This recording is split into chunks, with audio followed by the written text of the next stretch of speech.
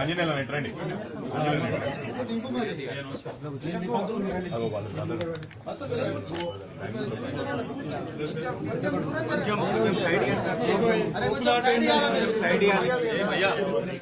కొంచెం సైడ్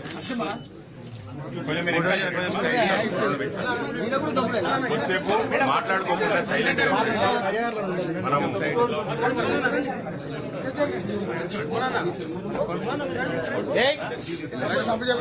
గురువే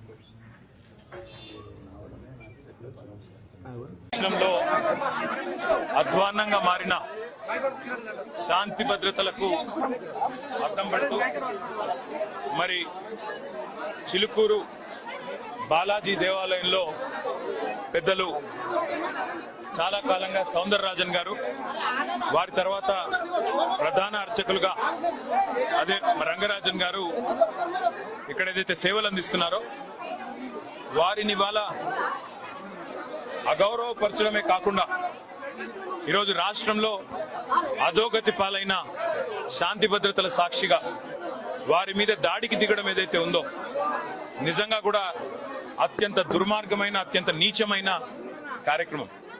ఇది ఎవరు చేసినా, ఏ పేరిట చేసినా, ఏ ఎజెండాతో చేసినా శాంతి భద్రతల విషయంలో మాత్రం ఉక్కుపాదంతో వ్యవహరించాల్సిన బాధ్యత రాష్ట్ర ప్రభుత్వం మీదనే ఉంటుంది.